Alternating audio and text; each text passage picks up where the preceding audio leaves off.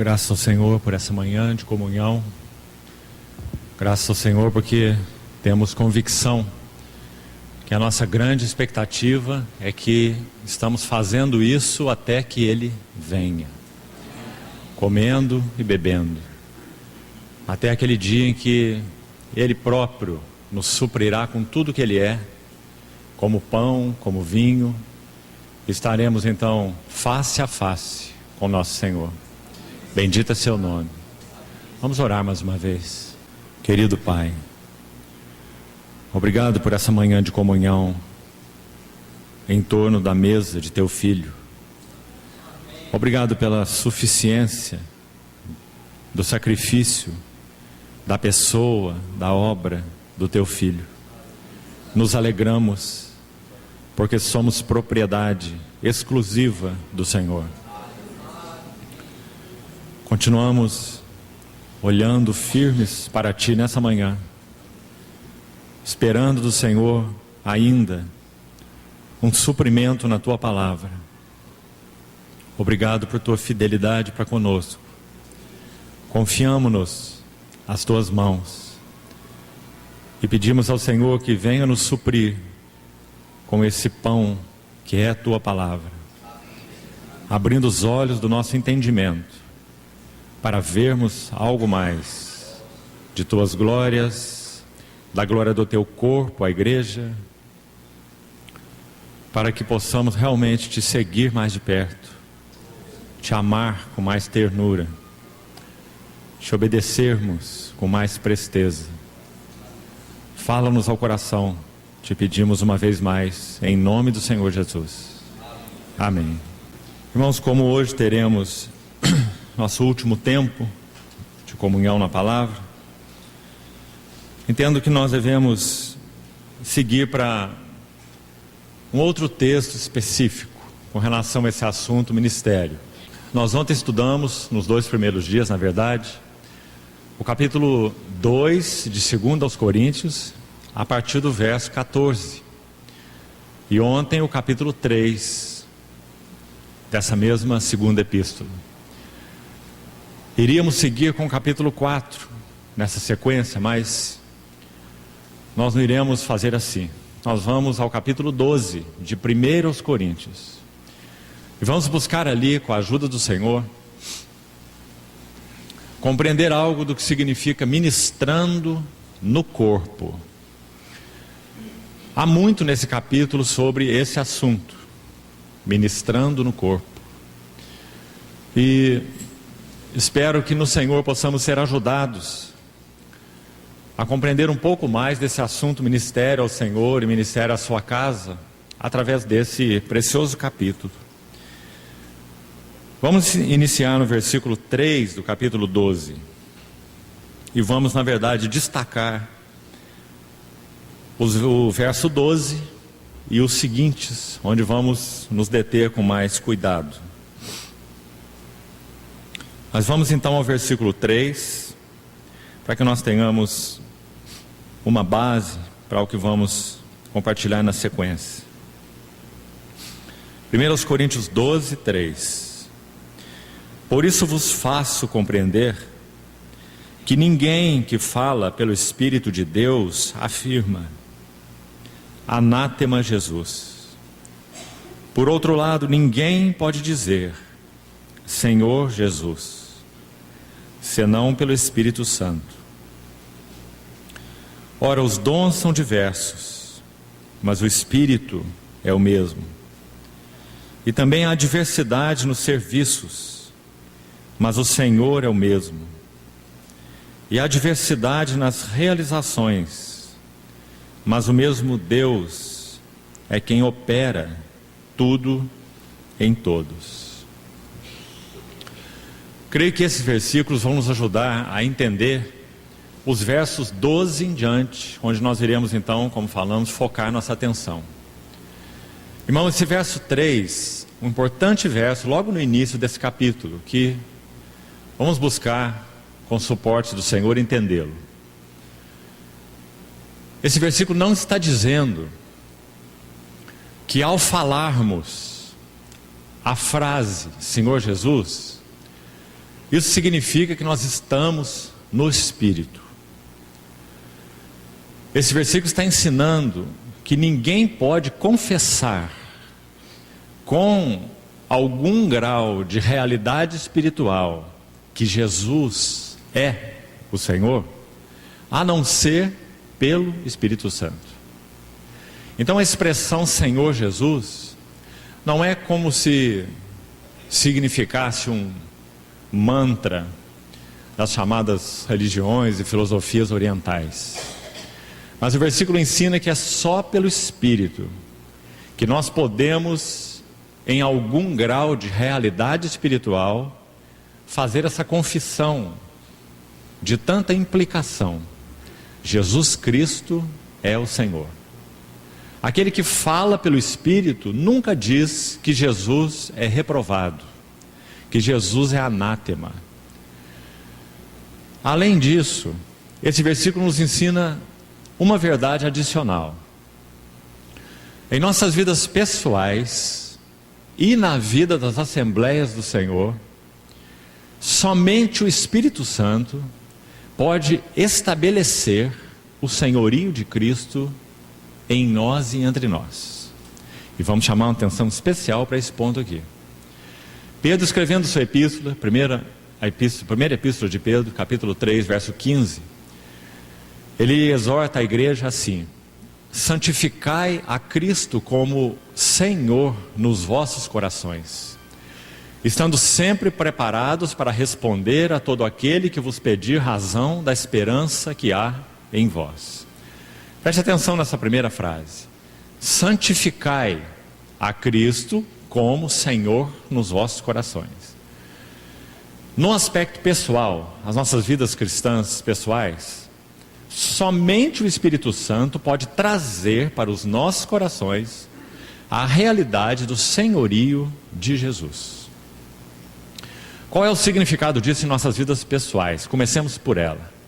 Isso significa então que se de alguma maneira o Espírito Santo estiver sendo entristecido em nossas vidas, então nós deixaremos na prática de experimentar o que significa ser conduzido por Cristo como cabeça e Senhor em nossas vidas.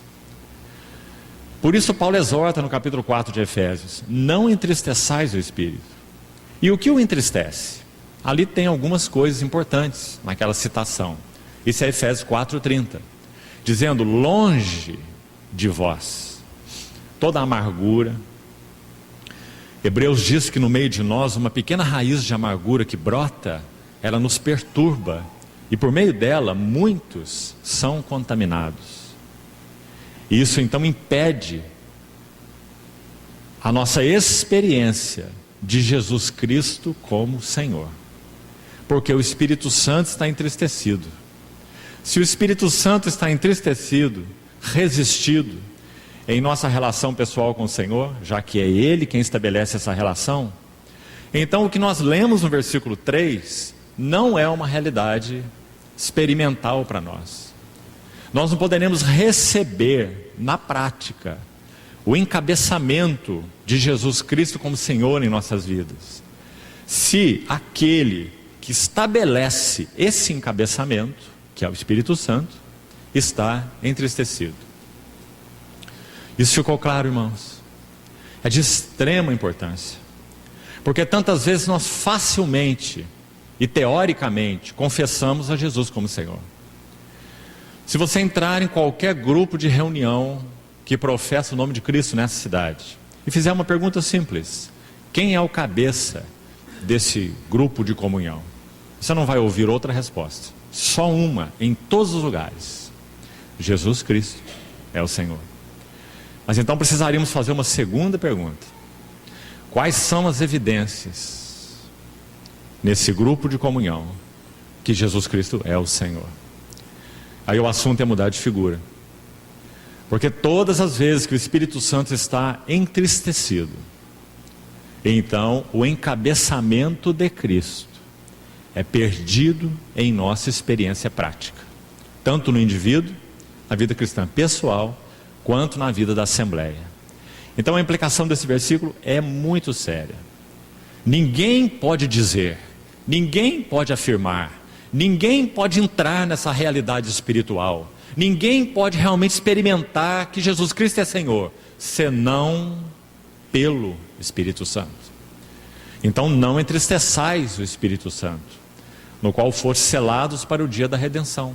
Longe de vós toda amargura, e cólera, e ira, e gritaria, e blasfêmias, e malícia, e também toda inveja. E aí Paulo parte agora para um lado positivo, mostrando o que honra o Espírito Santo, para que recebamos na prática um real encabeçamento de Cristo. Então ele diz, sede antes, ou seja, ao invés de praticar essas coisas, amargura, ira, cólera, blasfêmia, gritaria, malícia, inveja, sede antes uns para com os outros, benignos, compassivos, misericordiosos, perdoando-vos uns aos outros, andai em amor, como Cristo vos amou. Esse é o outro lado da lista, aquilo que honra o Espírito Santo e que então fará que nós realmente experimentemos que Jesus Cristo é o Senhor. Paulo conclui assim então, conforme citamos, o capítulo 4 de Efésios, entrando pelo capítulo 5. E andai em amor como Cristo vos amou. Então, queridos irmãos, essa é a primeira implicação que nós queríamos, com o suporte do Senhor, deixar claro para podermos estudar os versos 12 em diante, como vamos fazer agora mesmo. Me permitam repetir, somente o Espírito Santo tem a capacidade de estabelecer em nós e no meio de nós o senhorio de Cristo. Então precisamos cuidar tanto desse assunto, andai no Espírito. Por isso, irmãos, não teremos tempo de estudar isso, já falamos quanto esse assunto toma a Bíblia, ministério. Mas uma das características mais essenciais desse assunto serviço, ou desse assunto ministério, sabe qual é? A espiritualidade do ministério. Sabe o que isso significa? Não existe ministério genuíno que responde às demandas do Senhor que não seja movido pelo Espírito Santo. Colocado em outras palavras, só o Espírito Santo pode produzir em nós um verdadeiro ministério, um serviço ao Senhor. Ah, como é importante entender isso, irmãos. Porque quanto existe na obra de Deus da energia da carne. Carne piedosa, carne eloquente, carne inteligente, carne oradora, carne que louva, carne que prega, carne que ora. Energia da carne na chamada obra de Deus. Só o Espírito Santo, usando sua palavra e a cruz, é capaz de trabalhar nossas vidas para que na sua luz vejamos a luz. Então esse trabalho do Espírito pela palavra e pela cruz somente é o que vai nos livrar dessa mistura no serviço ao Senhor. Irmãos, pela misericórdia do Senhor, Ele em sua fidelidade para conosco, porque somos e sempre seremos o povo de sua aliança, Ele nunca abrirá a mão de nós. Então Ele é fiel em nos revelar essas nuances, esses caminhos serpenteantes da carne em nós, tantas vezes tão sutil, em nome de serviço ao Senhor.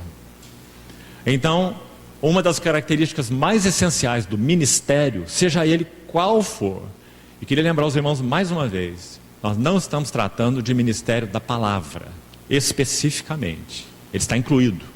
Nós estamos tratando de todo o ministério, o serviço no corpo de Cristo. Uma das características mais essenciais desse ministério é espiritualidade. Só o Espírito pode nos levar a servir o Senhor de maneira genuína. Lembra que ontem nós enfatizamos aquela importante frase de 2 Coríntios 3, 5. Não que por nós mesmos sejamos capazes. Não somos capazes.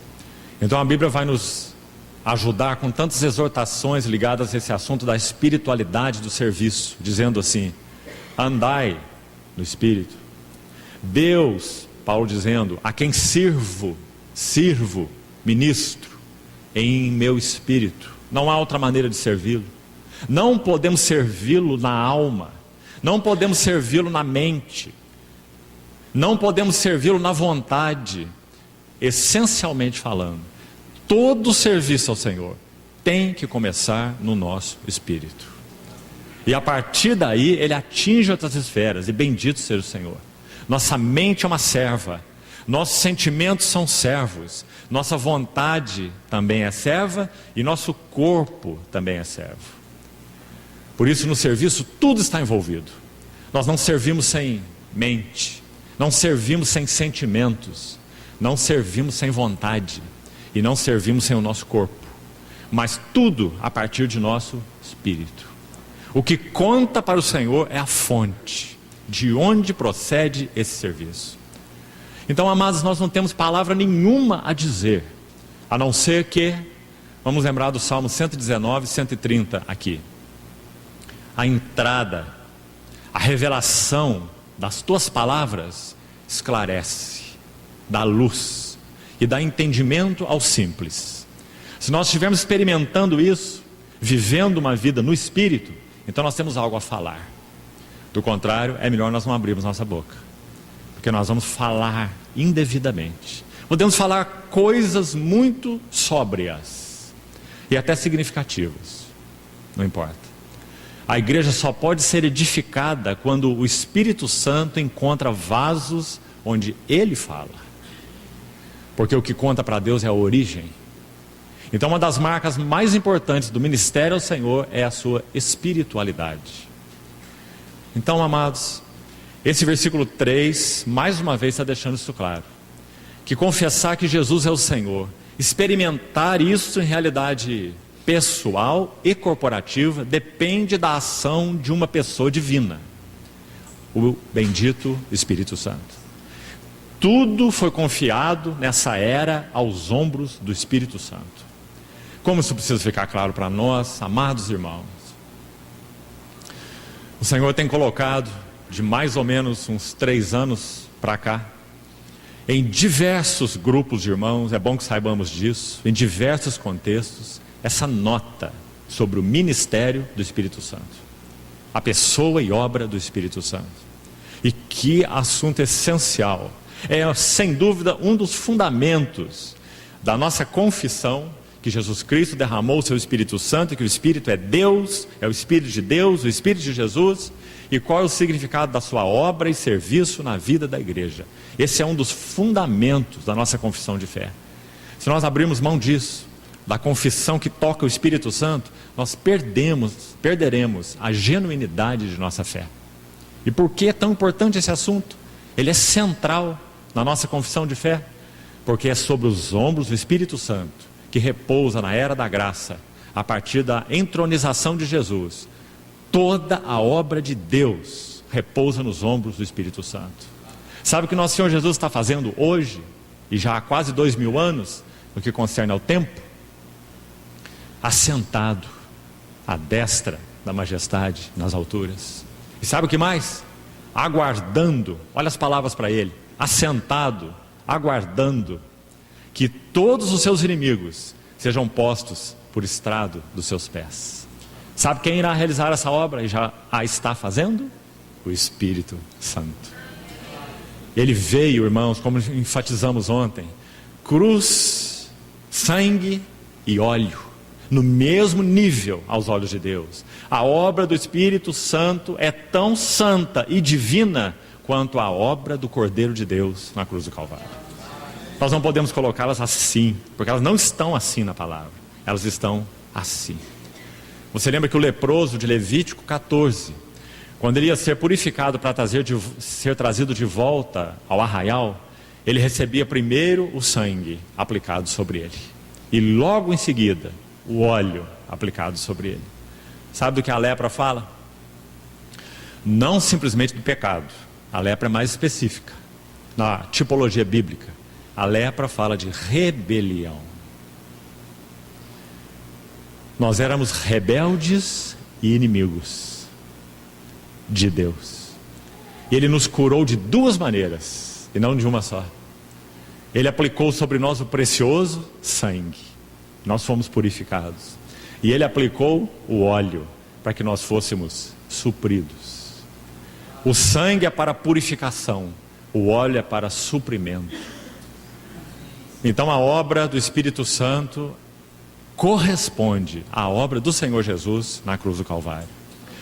Deus não correu nenhum risco. Em Gênesis 1, quando Ele diz: façamos o homem à nossa imagem e conforme a nossa semelhança, e então o homem caiu. Em Gênesis 3. Porque nos conselhos eternos de Deus, o Filho já havia se apresentado para ser Cordeiro. E vindo a plenitude do tempo, Deus enviou o seu Filho. Nascido de mulher, nascido sobre a lei, escute bem esse texto, Gálatas 4, para resgatar os que estavam debaixo da lei. Então qual é o ministério do Filho? Deus enviou o seu Filho para resgatar os que estavam debaixo da lei. Agora em Gálatas 4, de 4 a 6, há um segundo envio. Leia com atenção. Deus enviou o seu Filho para resgatar. Primeiro envio. Agora veja, na mesma qualidade e com o mesmo valor, o texto continua. E porque vós sois filhos, Deus enviou. E nós estamos vendo o segundo envio.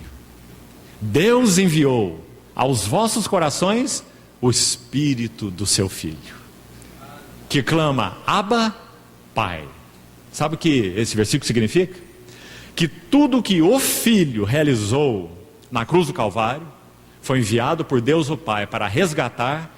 É o Espírito Santo quem vai concretizar nas nossas vidas. Por isso ele é chamado de o Espírito de adoção. Você sabe o que isso significa, né? Já falamos que filiação é uma das verdades mais tremendas da palavra de Deus, das mais centrais. Já falamos no primeiro dia. E numa outra ocasião já estudamos isso aqui junto com os irmãos. Filiação. Por que isso? Porque o Senhor Jesus é o Filho eterno e unigênito, que então se entregou para que o Pai tivesse uma família de filhos semelhantes ao seu Filho unigênito. O seu Filho é tão apreciado por Ele. O seu Filho é suas delícias, de tal forma que Deus desejou eternamente no seu coração de amor ter uma família de filhos parecidos com o seu Filho. E quando essa família foi iniciada, ela foi iniciada quando o Filho unigênito se tornou primogênito entre muitos irmãos. Quando ele se tornou primogênito? Na sua ressurreição. Então, a partir do seu trono, como primogênito, ele pode derramar seu Espírito, para então constituir aqueles que Deus havia escolhido desde a eternidade, antes da fundação do mundo, e dar a eles a filiação pelo Espírito Santo. E qual é o trabalho do Espírito Santo nos filhos? Vamos citar outro verso importante para compreendermos bem isso. 1 João 3. Vede que grande amor nos tem concedido o Pai, a ponto de sermos chamados os filhos de Deus. E de fato somos, não seremos, não fomos, somos filhos de Deus, já somos. Agora escute: mas ainda não se manifestou o que havemos de ser. O que será que nós havemos de ser? Anjos? Será que tem algo maior do que ser filho? Não. Mas quando o Espírito Santo veio habitar em nós, ele é o Espírito de adoção, baseado no qual clamamos Abba Pai. Gálatas 4, que citamos agora mesmo. Quando ele veio morar em nós, ele iniciou um trabalho. Ele trouxe à vida o nosso espírito morto para Deus, sem comunhão. Um espírito que não sabia o que era Abba Pai. Nós estávamos sem esperança e sem Deus no mundo. O Espírito Santo iniciou uma obra no nosso homem interior, mas ela ainda não foi concretizada. Mesmo que possamos chegar num bom nível de conhecimento de Cristo aqui nessa vida, e para isso seguimos com o Senhor, nesse discipulado a Cristo, essa obra só será concretizada quando o Senhor Jesus se levantar do trono, mostrar a sua face para esse universo uma vez mais. Então aqueles que receberam o Espírito da adoção, que seguiram com o Senhor, andando com o Senhor, discipulados pelo Senhor, Então eles irão experimentar a conclusão desse trabalho nas suas próprias vidas. E em um piscar de olhos, o mortal se revestirá de imortalidade. O corruptível de incorruptibilidade. Então o Espírito Santo terá coroado a sua obra, a qual ele foi realizado para executar. A adoção de filhos. Já foi iniciada em nós, mas não foi ainda completada. Por isso Romanos 8 vai dizer: nós também gememos em nosso espírito, aguardando a adoção de filhos. Como você vai compatibilizar esse versículo com João 3, sem que isso fique confuso? Porque 1 João 3 diz que nós somos filhos, e Romanos 8 diz que nós seremos filhos. Aguardamos a adoção de filhos. Então é claro que o que está envolvido é um processo. Já iniciou dentro de nós. Aí está o Espírito Santo, e Ele quer avançar. Lembre-se da figura que nós usamos ontem. Aquele rio passando por aquela vala e fazendo aquele vale majestoso, maravilhoso, aquele canyon. Quanto mais maleáveis são as paredes, melhor o trabalho a ser executado por aquele poderoso rio. Quando o Espírito Santo encontra em nós paredes maleáveis, então ele pode fazer uma obra majestosa, reproduzindo em nós esse caráter de Cristo. Sim, amados irmãos, não é uma obra automática. Sim, queridos irmãos, depende de nossa resposta ao Senhor. Qual explicação você encontraria para o avanço de alguns santos e o retrocesso de outros? Qual? Que Deus ama mais um do que outro? Que o Espírito Santo é parcial na sua obra? Qual explicação nós poderíamos dar? Não há outra, senão que uns têm respondido com mais prontidão e outros não o têm. O Espírito é o mesmo, o Senhor é o mesmo, Deus é o mesmo. Então, esse versículo 3 coloca para nós uma base necessária. Só o Espírito Santo estabelece o senhorio de Cristo. Então cuidemos da nossa relação, irmãos, com tudo aquilo que entra em nosso coração, tudo aquilo que tem ocupado nossos pensamentos, todas as conversas nas quais nós nos envolvemos, todas as pessoas com as quais nós nos relacionamos. Vamos guardar o nosso coração, para que o Senhor encontre um caminho limpo, pleno em nós, para seguir com o seu trabalhar. Que nenhuma face se coloque à frente de nós, que impeça que nós vejamos a face do nosso Senhor Jesus. Graças a Deus, essa nossa relação com Ele vai além do consciente. Você já pensou sobre isso? Bendito seja Deus por essa vida no Espírito. Você pode estar, se é estudante universitário, por exemplo, estudando uma matéria pesada, física. Você tem uma prova de física amanhã. Está tão concentrado, tão dedicado estudando o seu assunto, não está pensando em mais nada. Graças a Deus, a nossa comunhão com o Senhor tem alcance espiritual. Não está limitado ao intelecto. Então nós podemos fazer isso, nos dedicar a um assunto aqui que exige nossa atenção, nossa concentração, mantendo um frescor de comunhão espiritual com o nosso Senhor. A.W. Tozer, um profeta de Deus do século passado, escreveu um lindo texto sobre o cultivo da vida interior. É um texto longo e bonito. Sabe uma das coisas que ele diz nesse texto?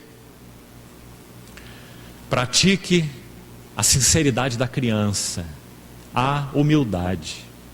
Ore pedindo a Deus olhos simples. Não procure saber muitas coisas, mas procure saber aquelas que trazem proveito para a sua vida espiritual. Exercite concentração espiritual. Com o passar do tempo, você aprenderá a fazer isso enquanto trabalha. Que coisa maravilhosa. Esse irmão aprendeu isso. Essa é uma verdade aberta para todos nós. Você conhece aquela obra tão divulgada, um clássico da vida da igreja, da história da igreja, do irmão Lourenço, Brother Lawrence, o cozinheiro daquele mosteiro, que escreveu aquele pequeno livreto, A Prática da Presença de Deus. Um homem que acordava pela manhã já com as panelas batendo para cozinhar para muitos monges. E depois do almoço vem a louça para lavar e as panelas batem de novo, porque a janta vai ser preparada. Foi nesse ambiente que viveu o irmão Lourenço, as panelas batendo todo o dia, manhã, tarde e noite. Ele escreve o seu livreto, A Prática da Presença de Deus. Louvado seja o Senhor. Nós somos chamados para morar nele. Morai em mim. Foi o que ele quis dizer com permanecei, em João capítulo 15. Façam de mim a sua residência. Morai em mim e eu morarei em vós. Porque sem mim nada podeis fazer. Graças ao Senhor pelo envio do Espírito Santo. Se Ele for honrado em nossas vidas, irmãos, nós temos garantido o senhorio de Cristo. Sabe qual é o resultado disso? São muitos. Quando nós formos encontrados por circunstâncias adversas, nós seremos achados nele. Paulo tinha como um dos grandes alvos do seu coração isto mesmo. Filipenses 3, para ser achado nele. Nós temos um grande problema quando nossos irmãos entram em contato conosco e nos acham em nós. Nós, pobres de nós. Quando os problemas vêm a nós e nos acham em nós. Que triste. Quando as doenças vêm a nós e nos acham em nós.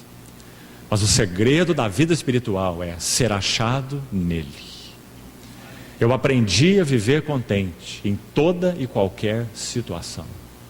Tudo posso em união com aquele que me fortalece. Quem promove tudo isso? O Espírito Santo.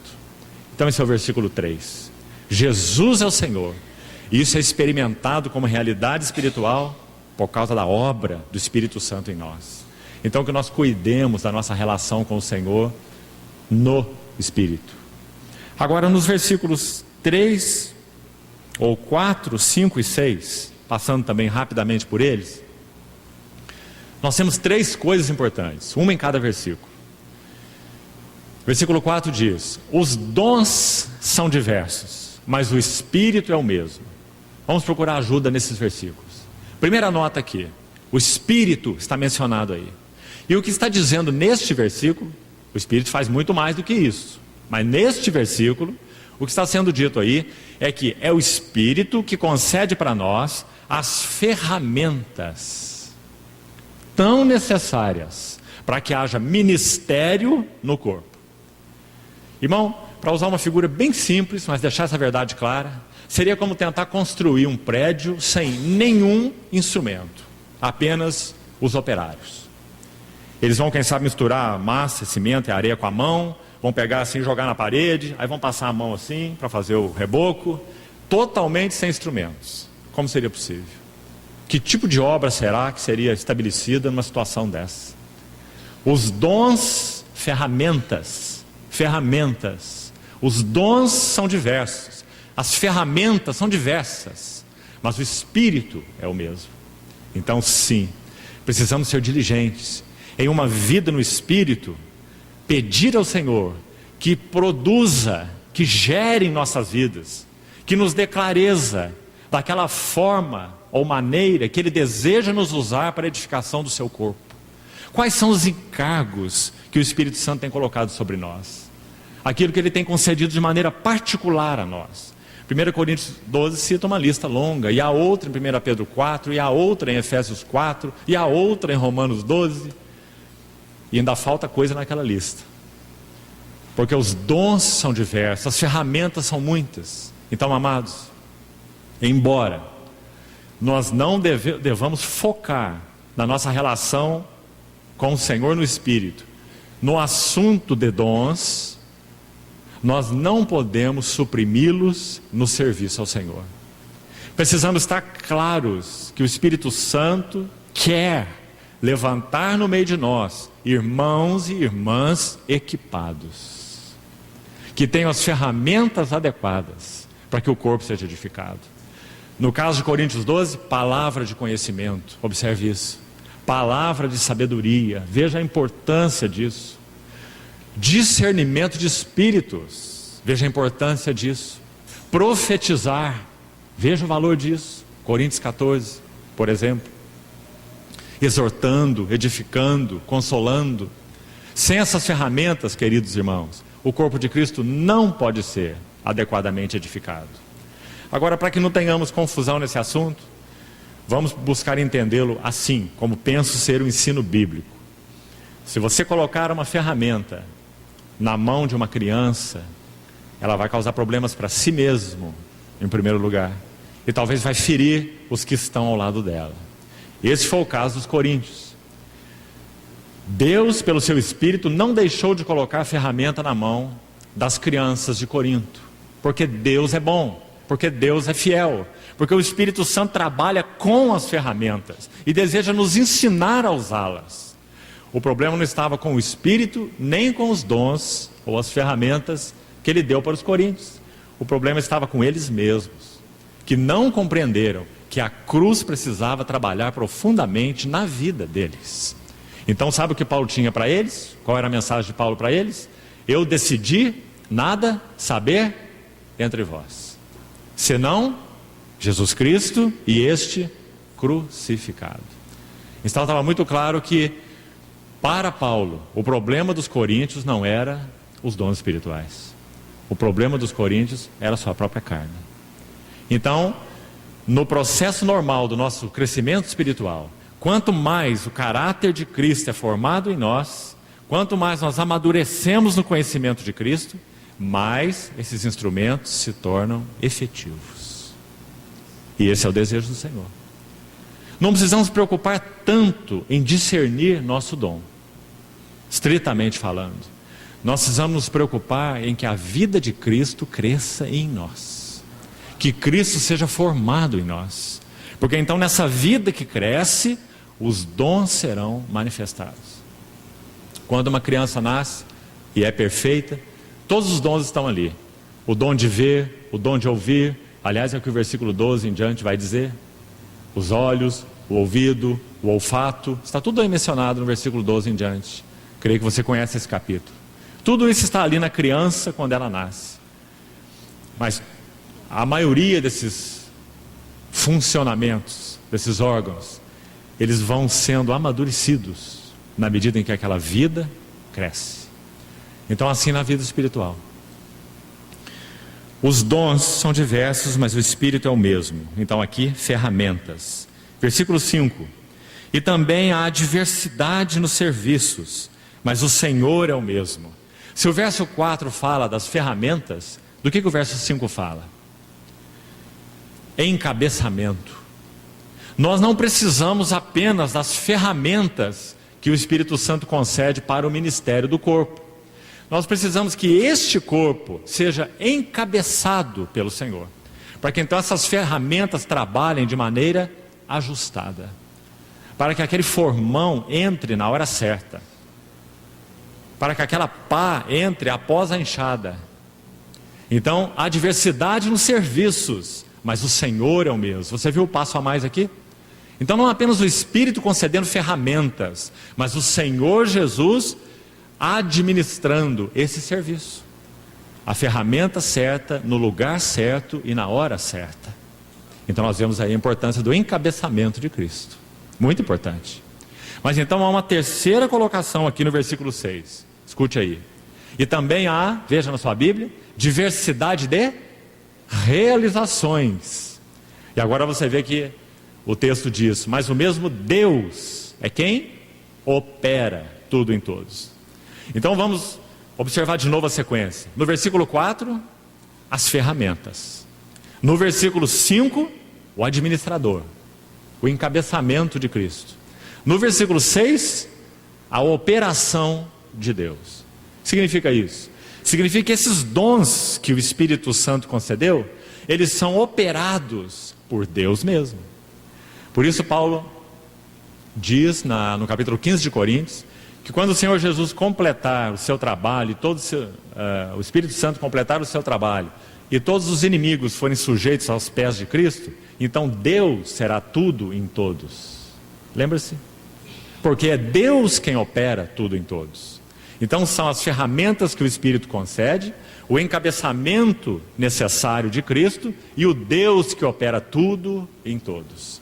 Um só Deus e Pai de todos, o qual é sobre todos, age por meio de todos e está em todos. Efésios capítulo 4. Então você vê que interessante, as três pessoas da Trindade sendo colocadas aí, o Espírito e as ferramentas, Jesus Cristo e o encabeçamento dos serviços, e Deus o Pai e a operação. Então esses três versículos são fundamentais para nós entrarmos agora no versículo 12 e falarmos um pouco desse ministrando no corpo. Vamos então fazer isso. Versículo 12 e 13, nós vamos passar rapidamente por eles. Eu sei que é um texto bastante explorado pelos irmãos aqui, estou certo disso. Você sabe que o Cristo citado nesse versículo 12, de Coríntios 12, não faz referência ao Jesus Cristo pessoa. Aí não. Nesse versículo 12 de Coríntios 12, o Cristo aí é corporativo, porque é um Cristo que tem muitos membros.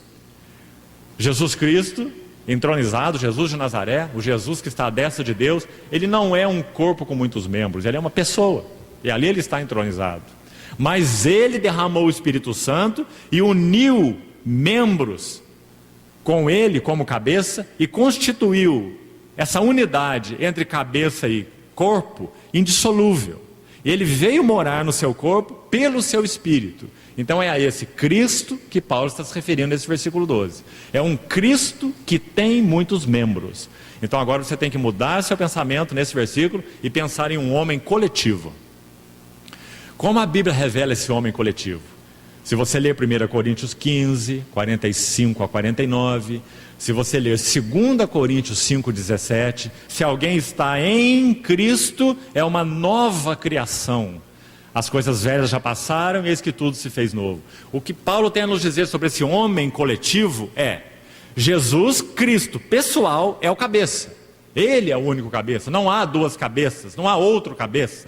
Jesus Cristo é a cabeça e a igreja é o seu corpo. Paulo chama todo esse conjunto de Cristo nesse versículo 12. Não é lindo, irmãos? E sabe por que ele usa a palavra Cristo, que significa ungido? Porque quando o sumo sacerdote era ungido no Velho Testamento, ele recebia um banho de óleo. Salmos 133, que começava pela sua cabeça e descia pela barba, a barba de Arão, e ia até onde? Até a orla das suas vestes. O mesmo óleo. Você vê? Então esse ungido, esse Cristo mencionado aqui no verso 12, se refere a esse homem coletivo. Jesus Cristo é a cabeça, nós somos o corpo, uma única unidade composta, que está ungida por um único e mesmo Espírito. Então nós vamos ver as páginas do Novo Testamento dizer para nós que o Espírito que nós recebemos não é nenhum outro, senão o Espírito de Jesus Cristo. Que maravilhoso! Porque é o Espírito Santo que conhece a natureza humana. É o Espírito Santo que gerou para Jesus um corpo no ventre de Maria. Antes um corpo me formaste, sacrifício e oferta não quiseste. É um corpo é um Espírito que encheu a vida do Senhor Jesus para o seu viver humano. É um Espírito que veio sobre ele no Jordão e o equipou para o ministério. É um Espírito que deu suporte para ele quando ele agonizava no Getsêmani. E o conduziu do Getsêmani à cruz. Porque Hebreus 9,14 vai dizer que Jesus se entregou a Deus pelo Espírito eterno.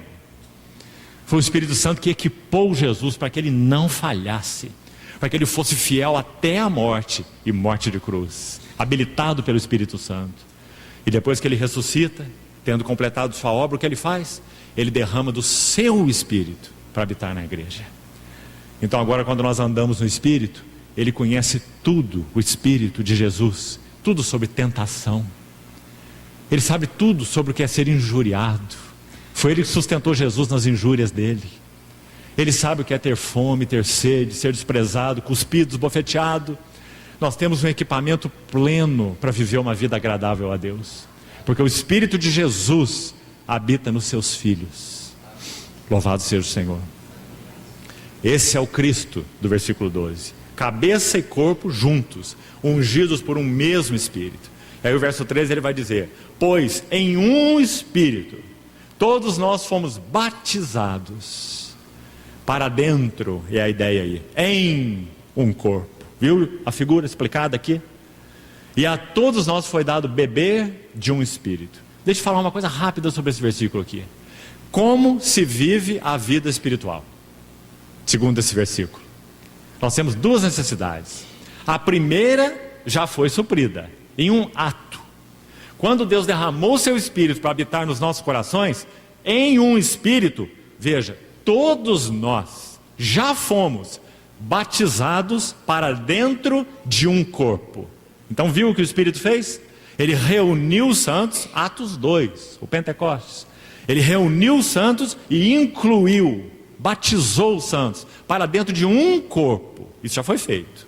Agora tem uma segunda chave aqui. Preste atenção. O versículo termina dizendo que fomos batizados em um corpo. Tem um E aí. E a todos nós foi dado beber de um só Espírito. Que lindo versículo. Assim vivemos a vida espiritual. Por um lado, nós precisávamos desse ato primeiro, que nós não poderíamos fazer nunca. Deus teria que intervir. E Ele interveio. Então Ele derramou sobre nós seu Espírito e nos batizou em um Espírito para dentro de um corpo. No que concerne a nós agora, o que nós temos que fazer para viver uma vida espiritual, uma vida no Espírito? Abrir a nossa boca e beber. Para usar uma figura, seria como se nós entrássemos em um tanque de água. Como quando nós somos batizados, por exemplo. A água está ao nosso redor. Você vê essa figura? Em um Espírito, todos nós somos batizados em um corpo. É disso que o nosso batismo também fala. Mas, segundo esse versículo, para nós vivermos a vida espiritual, nós teríamos que, dentro desse tanque de água, beber a água. Para que a água não esteja só ao redor de nós, mas para que a água também esteja dentro de nós. Então as duas figuras são usadas aí. Batizados em um corpo e bebendo de um só Espírito. E então,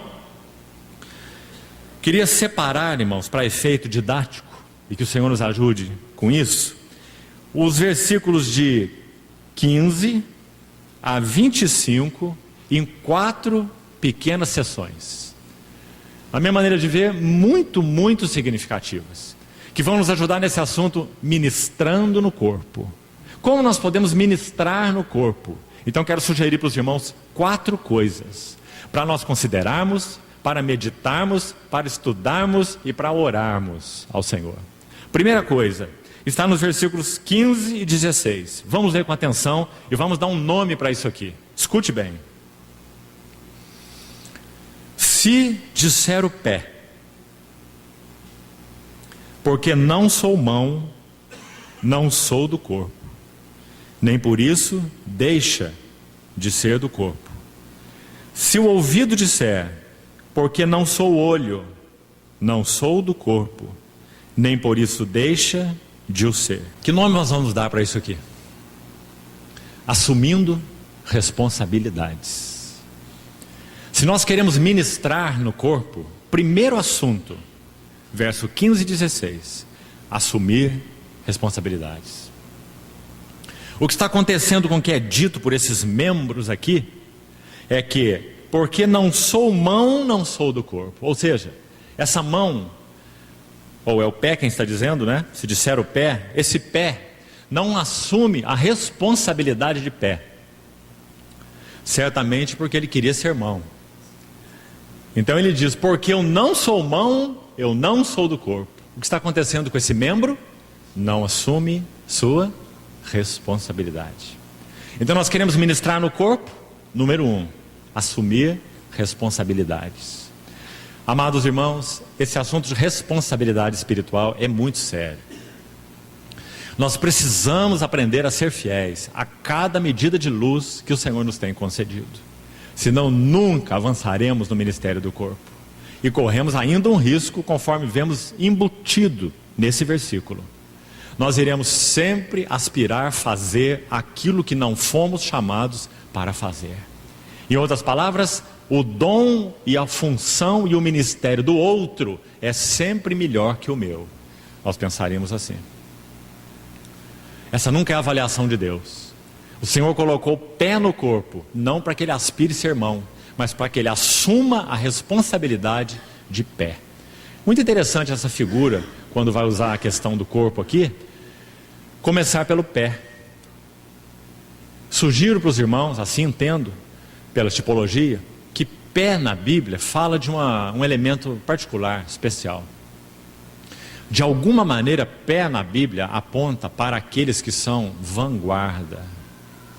Pé na Bíblia, de alguma maneira, está ligado aos vencedores. Porque pés são aqueles que conduzem o movimento do corpo. Agora, interessante, nosso Senhor Jesus, quando lavou os pés dos seus discípulos, nós sabemos que aquela tarefa era feita por alguém extremamente servil. Nem mesmo o judeu se rebaixava a esse tipo de serviço. Contratava um gentio para fazer esse serviço. É um membro que não era decoroso. Poucas pessoas acham pé bonito, não é? Normalmente quer esconder seu pé. Os membros que não são decorosos, Paulo vai dizer no final dessa carta, a estes revestimos de especial honra. Não é interessante esse versículo que está aqui nesse contexto?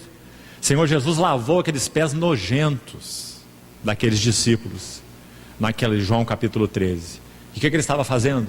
Ele estava revestindo membros que não são decorosos de especial honra.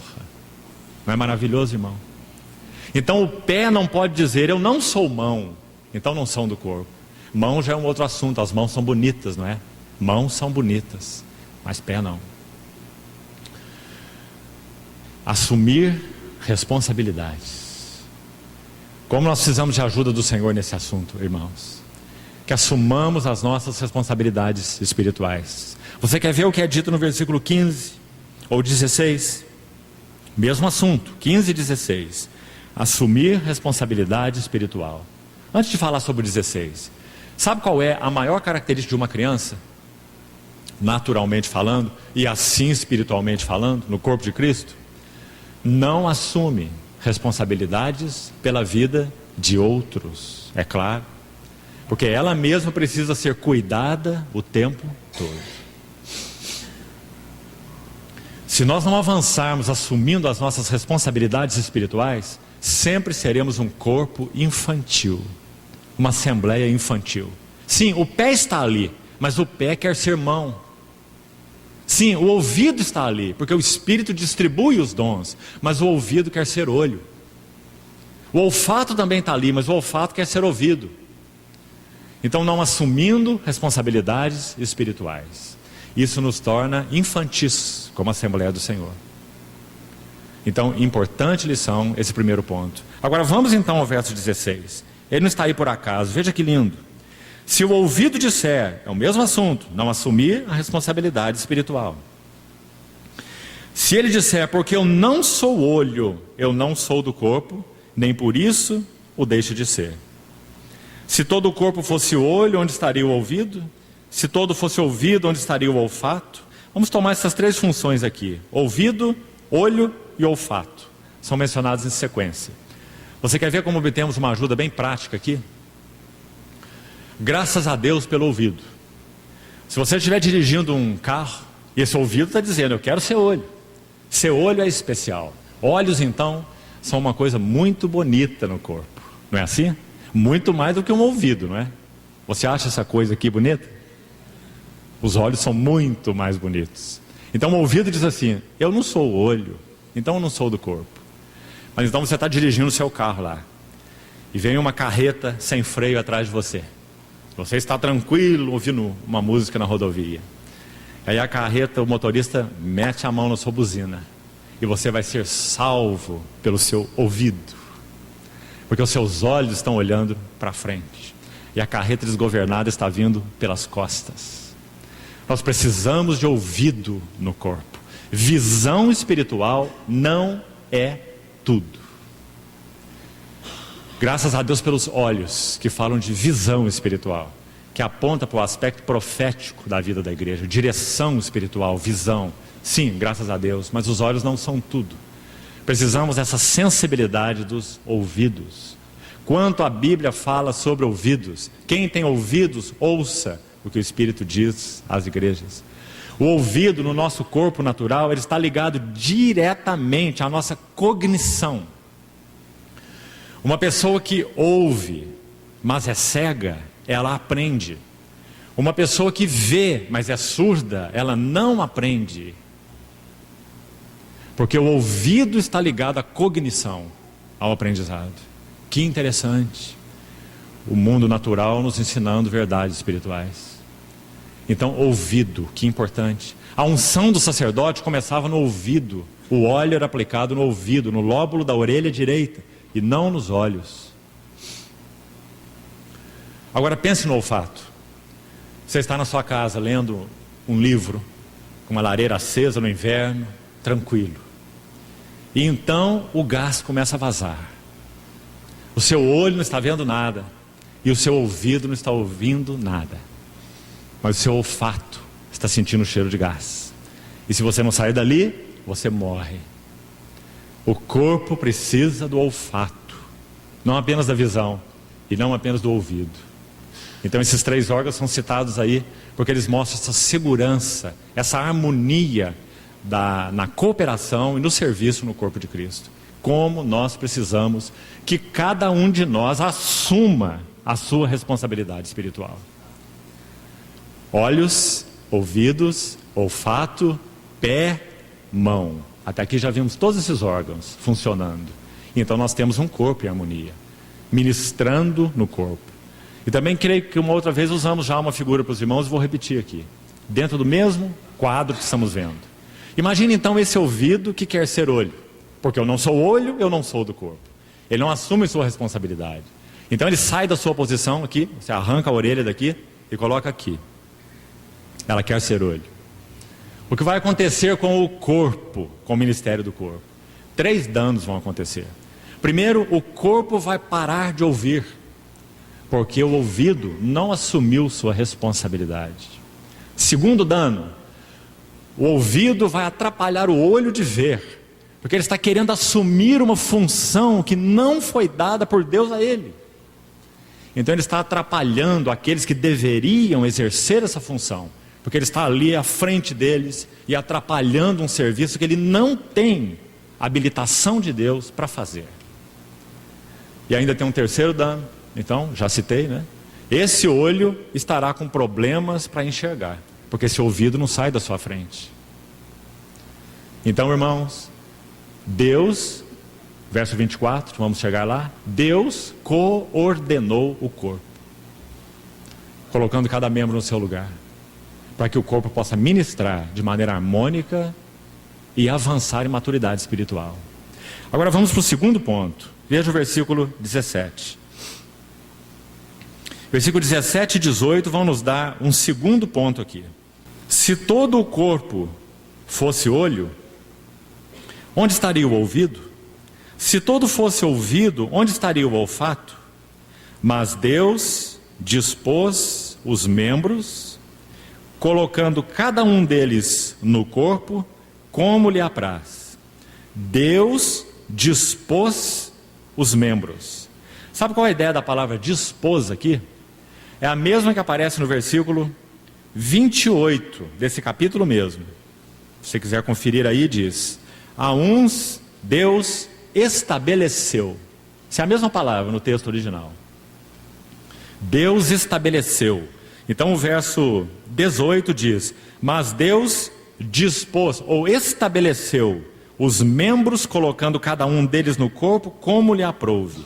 Como nós chamaríamos esse segundo ponto aqui? Aceitando as limitações. Muito importante. Não podemos ministrar no corpo se não aceitarmos as nossas limitações. O ouvido vai exercer a sua função de ouvido, mas ele não pode, porque não tem equipamento para exercer a função de olho. Se ele não aceitar a sua limitação e então poder cooperar em harmonia com aquele que tem a visão, então teremos problema no ministério do corpo. Então o segundo ponto importante aqui, para ministrar no corpo, aceitar as limitações com gratidão ao Senhor.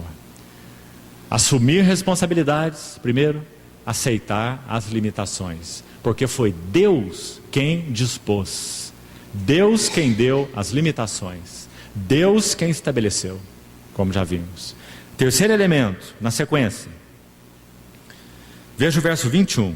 Não podem os olhos dizer à mão, não precisamos de ti, nem ainda a cabeça aos pés, não preciso de vós.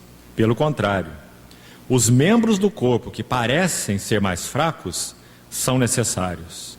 Como vamos chamar essa pequena sessão, 21, 22? Apreciando a função dos outros membros. Então me permitam de novo recordar, assumindo nossas responsabilidades. Nos versículos 15 e 16. Segundo, aceitando as limitações, porque são postas por Deus. Deus estabeleceu, Deus dispôs. Terceiro, apreciando a função de outros. Do contrário, nunca vamos conseguir avançar como corpo de Cristo. Sabe o que aconteceu com os coríntios? Ciúmes. Há entre vós ciúmes e inveja. Eles não podiam avançar como igreja.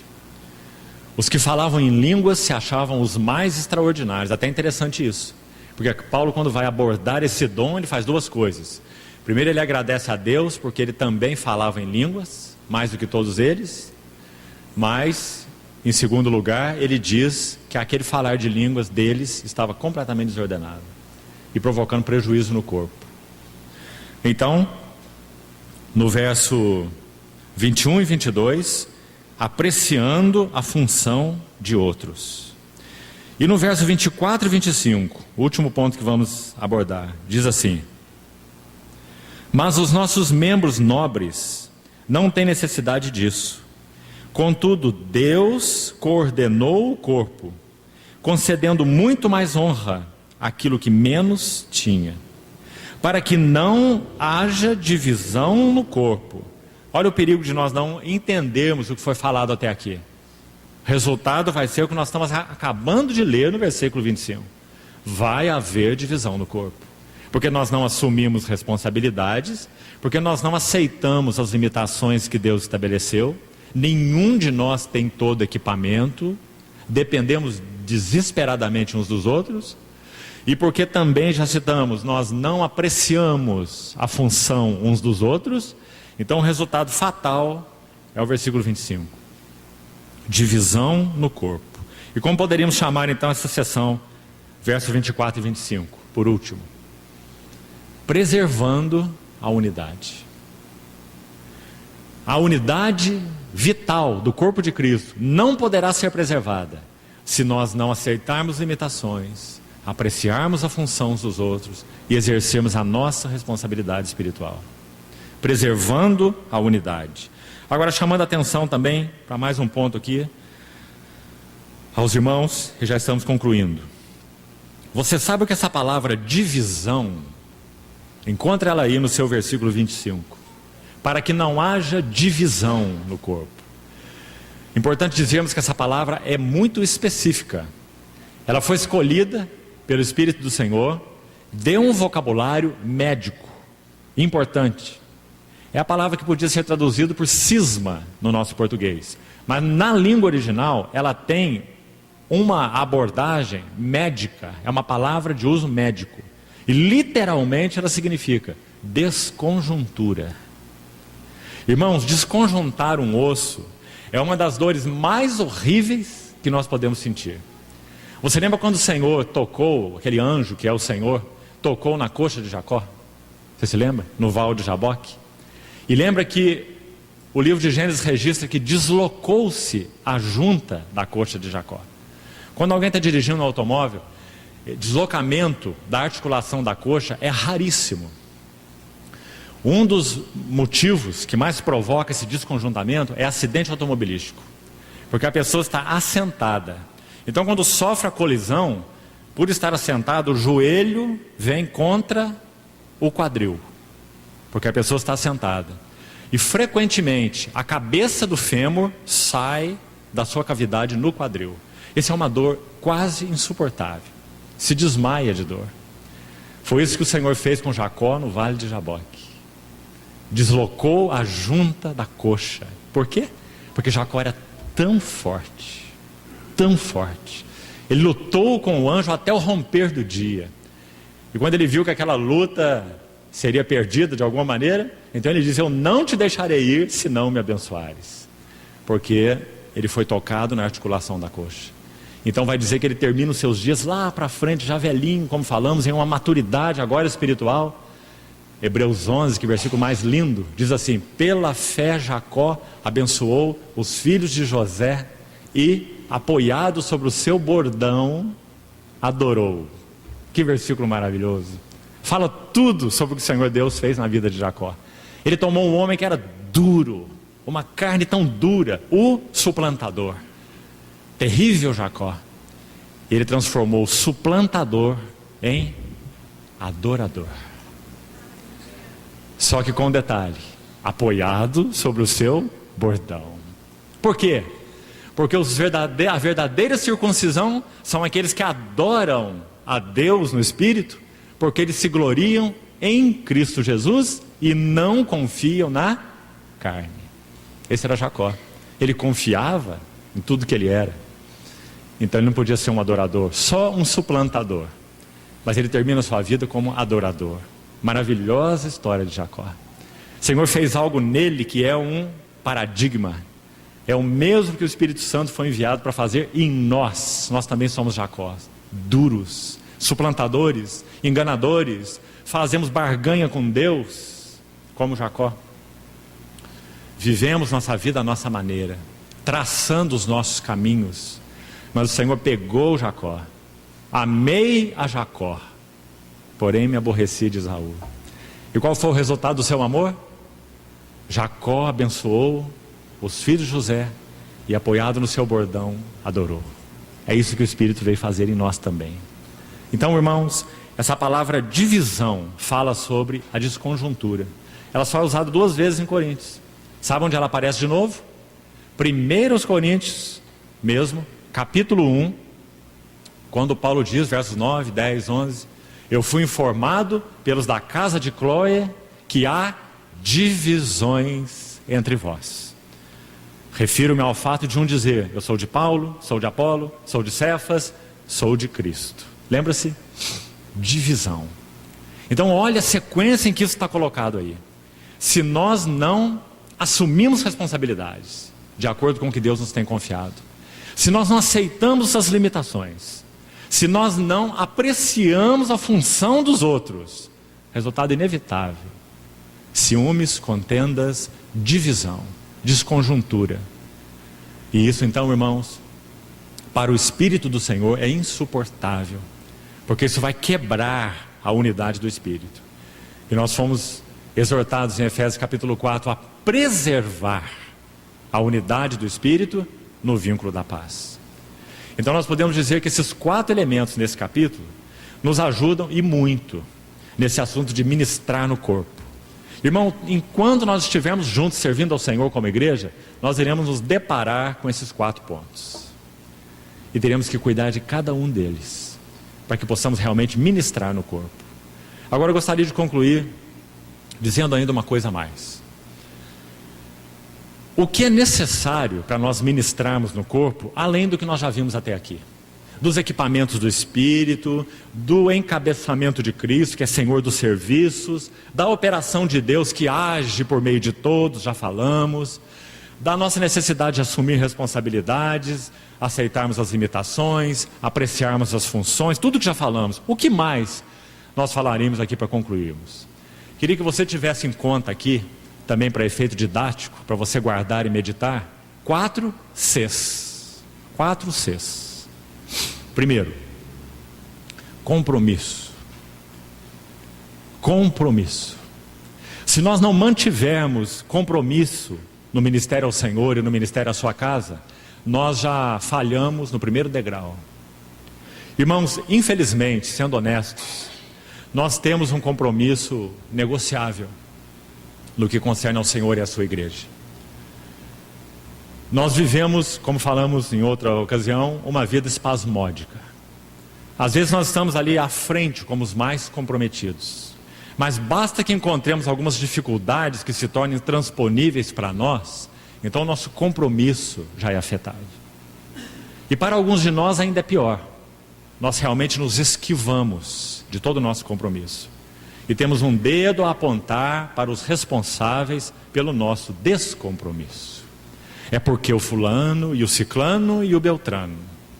E o nosso compromisso é afetado. Irmãos, nós não temos opção no corpo de Cristo. Nós precisamos aprender a viver a vida juntos. O grande problema do ministério no corpo de Cristo é o nosso ego. Se nós não mantivermos compromisso, nós não mantemos portas abertas para que o Espírito Santo quebre o nosso ego e nos ensine o verdadeiro ministério. Porque o nosso compromisso é inconstante. Compromisso é o primeiro C, fundamental. Consideremos o grau do nosso compromisso diante do Senhor. Se nós só amamos os amáveis, se nós só temos simpatia com os simpáticos, se nós só nos agrupamos com o que nos interessam, se nós não sabemos ouvir um não, um considere, um pare, um pense, um aguarde, essas coisas tendem a afetar nosso compromisso, porque nós somos carnais e não espirituais. Compromisso é o número 1. O segundo C, crise. Ah, que C maravilhoso esse. Crise. E ele está bem colocado aí em segundo lugar. Sabe por quê? Irmão, irmã, você não quer ter crise? Há um caminho fácil. Não assuma compromissos. Sem compromisso, não há crise. Você não quer enfrentar a crise? Não case. Sabe o que o irmão disse? O homem de Deus do século passado? Escute o que ele disse. Não é o amor que edifica o casamento. É o casamento que edifica o amor. O que você acha que ele quis dizer? Muita coisa maravilhosa para nós, que vale para qualquer nível, além do casamento. Às vezes nós, digamos, encontramos alguns irmãos, quem sabe, um irmão sai aí de um grupo de reunião e vai para um outro grupo de reunião, e aí ele quer reunir com aqueles irmãos, aí ele vai lá em algumas reuniões, faz uma avaliação, aí ele vai embora. Aí quem sabe um dia ele é perguntado, por que você não permaneceu? Ele vai dizer, ali não tem amor. Isso é uma frase muito comum. Parece que o amor vai cair do céu entre os irmãos. É a mesma coisa de você casar e daí 6 meses se separar. Alguém te pergunta, por que você se separou? Porque não tinha amor. Ou o amor acabou. Sabe o que a Bíblia tem para nos dizer? Amor não é um sentimento. Amor é um elo de união entre duas pessoas, que vai crescendo e se fortalecendo na medida em que mantemos o compromisso. Se nós não mantemos o compromisso, o amor nunca vai ser edificado. Aí nós caímos no engodo do inimigo. Nós vamos para mais um relacionamento, e agora encontramos uma grama mais verde, outra grama mais verde ainda, mas todas são secas. Porque amor não cai do céu. Amor é edificado. Então, irmãos, que lição importante. E os irmãos percebam como que nós somos carnais? Nós estamos em busca do amor, ao invés de estarmos trabalhando pelo amor, para que o amor seja edificado. Isso vale para o casamento, isso vale para a relação com os filhos, isso vale para a vida da igreja. Nós temos que trabalhar amor. Amor custa muito caro e precisamos trabalhá-lo. Mas ele só pode ser trabalhado no solo do compromisso. Imagine, irmão, seu cônjuge amanhã virar para você e dizer, o nosso compromisso acabou. Então você pode entender que o casamento está acabado. Mas se ele disser assim para você, eu estou tão triste, não sei, nós estamos casados aí há 3, 4, 5, 10, 15 anos e tem tão pouca percepção de amor, então louvado seja o Senhor. Nós podemos olhar um para o outro e dizer assim, nós temos trabalhado errado. Vamos trabalhar amor. Vamos aprender o que significa amor. Vamos considerar os interesses um do outro e não os próprios interesses. Então nós vamos edificar amor nos nossos relacionamentos. Compromisso gera crise. Crise. E aqui está um segundo teste tremendo. O que nós vamos fazer com a crise? Se o solo do compromisso está bem firmado, nós vamos passar pela crise. Nós vamos enfrentar a crise. Sabe por quê, irmão? A palavra para esse segundo C, crise, é perseverança. Que palavra, irmão? Sabe o que a Bíblia tem para nos dizer sobre ela? Bem-aventurado o homem que suporta com perseverança a aprovação. Porque depois de ter sido aprovado, receberá a coroa da vida que o Senhor prometeu aos que o amam. Toda aprovação, no entanto, não é motivo de alegria, mas sim de tristeza. Hebreus 12. Para aqueles que têm sido por ela exercitados. Olha a crise aí. Por ela exercitados. Ao depois, entretanto, produz um fruto pacífico, fruto de justiça. E sabe o que é esse fruto de justiça que Hebreus 12 nos fala? Uma frase do próprio texto que vai nos explicar. Para que sejamos participantes da sua santidade. Que maravilhoso, irmão. Sabe por que nós não somos santos? Porque nós não somos perseverantes. Por que não somos santos? Porque não temos compromisso. Por que não somos santos? Porque não perseveramos na crise. E Tiago capítulo 1 ainda vai dizer que a perseverança na crise, é claro, na tentação, na provação, ela tem que ter, palavras de Tiago, palavras do Espírito Santo, tem que ter uma ação completa, para que sejais perfeitos e íntegros, em nada deficientes. Não é maravilhoso? Então veja a importância desse assunto aqui, irmão. Compromisso, crise. Se há compromisso, haverá crise. Não seja ingênuo e nem um bebê em Cristo. Se há compromisso, há crise. E há crise porque Deus deseja formar em nós um caráter. Mas esse caráter só será formado se perseverarmos na crise e não afastarmos a crise de nós, ou aqueles que achamos que geram as crises em nós, porque então estamos nos condenando a sermos bebês espirituais. Compromisso, crise. Terceiro C, cruz.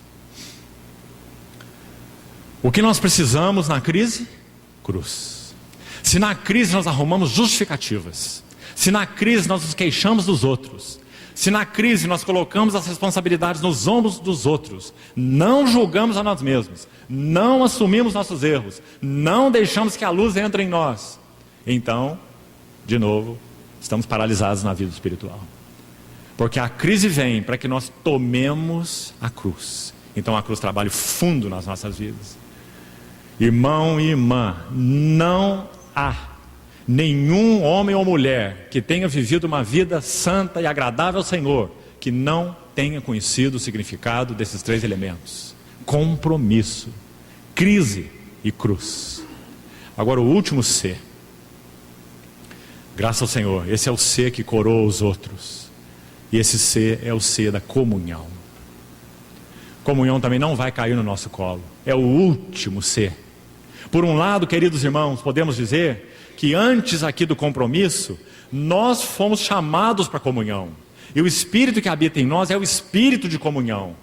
Mas uma coisa é o nosso chamamento, outra coisa é a realidade espiritual dele. Nós precisamos ser levados à realidade espiritual daquilo para o que fomos chamados. Fiel é Deus, pelo qual fostes chamados à comunhão do seu Filho Jesus Cristo. Mas como nós falamos, não adianta um grupo de cristãos reunir e começar a orar: Senhor, queremos comunhão, aprofunda a nossa comunhão. São boas orações, mas precisamos saber por onde isso aí passa. E nós estamos tentando nos ajudar a entender por onde o caminho da comunhão passa. Estamos orando por comunhão, estamos orando para que o Senhor aprofunde a comunhão, estamos orando pela realidade espiritual da comunhão. Então aguarde a resposta. A resposta do Senhor é compromisso, crise, cruz, comunhão. Comunhão verdadeira, comunhão de interesses, comunhão de alma, comunhão de jugo. Ah, irmãos, que comunhão maravilhosa o corpo de Cristo foi chamado para ter. Essa comunhão é completamente desconhecida do mundo. O mundo não tem compromisso, o mundo não suporta crise, o mundo não conhece a cruz. Só a igreja foi chamada para a comunhão do seu Filho Jesus Cristo. Mas não sejamos ingênuos com relação à comunhão, porque Deus não é ingênuo. Ele toma-nos pela mão, nos suporta, nos sustenta, mas Ele vai nos conduzir necessariamente. Não há atalhos. Não há atalhos para a comunhão. Que o Senhor nos ajude a compreender o que significa ministrando no corpo. Ministrando no corpo. Se isso não for verdadeiro, sabe o que vai acontecer conosco? Reuniões. Chegou o domingo, dia de eu ir lá, cantar uns corinhos, embalar minha alma, encontrar alguns irmãos que eu gosto e voltar para uma semana de atividades. Vida religiosa, vazia, sem sentido, sem comunhão. Senhor, tenha misericórdia de nós. Continue falando aos nossos corações. Vamos orar. Senhor, obrigado por tua fidelidade e misericórdia para conosco, teus filhos. Tão desajeitados nós somos, Senhor. Colocamos mais uma vez juntos nossa vida no teu altar, pedindo ao Senhor que não retire a tua mão de sobre nós. Senhor, aprofunda o nosso compromisso, te pedimos. Senhor, nos ensina a perseverar na crise. Senhor, nos ajuda a tomar o caminho da cruz. E Senhor, nos introduz na beleza da comunhão. Fomos chamados para ela e queremos experimentá-la de maneira que satisfaça o teu coração e assim satisfará o nosso coração. Obrigado pela igreja, Senhor. Obrigado pela beleza, o valor, a vida da igreja. Nos ensina a ministrar no corpo, Senhor. Em ti, de ti, por ti e para ti. Entregamos nossas vidas ao Senhor uma vez mais e te pedimos que continues explicando esses princípios aos nossos corações. Em nome do Senhor Jesus. Amém, Senhor. Amém.